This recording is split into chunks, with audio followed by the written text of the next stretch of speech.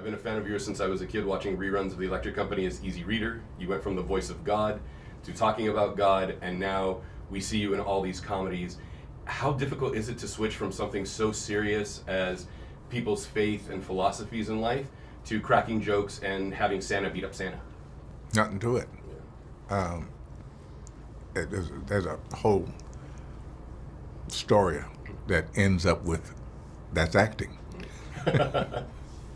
Yeah, well, I'm impressed with it. You've always amazed us, and the fact that you keep getting better with every film. Do I? Yeah, absolutely. Hey. You don't need me to compliment you, but you're going to get it anyway. Oh, well, thank you. That's really nice. You got to work with Tommy Lee, Renee, Cheryl Lee Ralph, and unfortunately the late Glenn Headley. Yeah. What was it like? Did it feel like cheating the system in the fact that not only are you working with all these talented people and George Wallace keeping everybody in stitches with his jokes, but being in Palm Springs and working with everyone? It was all really terrific. It's this kind of work you do where when the day ends, you're surprised that it was so quick. When it starts, you're ready, You're working with really serious professionals from the top down. So it's almost nothing to it, really. You're just having a good time and getting paid well for it. And we noticed that on camera that you guys were having a good time together. Yeah.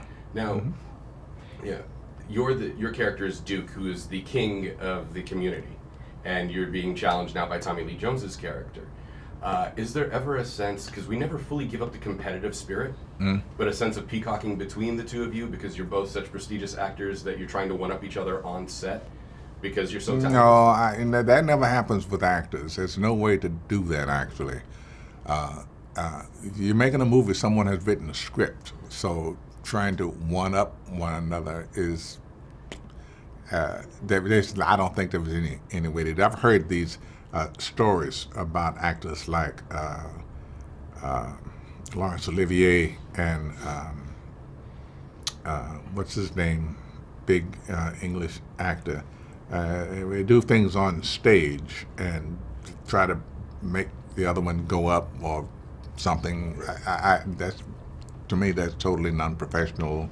Don't do it.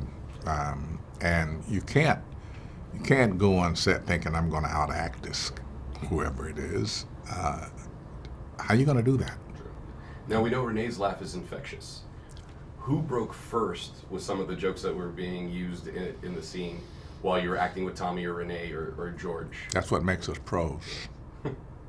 We didn't break.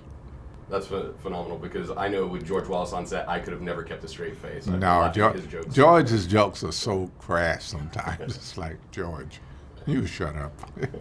Now, what will be the big takeaway for an audience that wants to go see a film with people of certain age? Because we've seen you in Las Vegas, and we've seen you with Alan Arkin in your last film, and now in Just Getting Started. So, yeah. What is the takeaway here? What should people come? Draw the people to the theater? I think that it's a screen full of interesting characters with a reliable story to sustain them, Fantastic. Mr. Freeman, thank you so very much for your time. Yes, sir. It's been a pleasure meeting you. Thank you.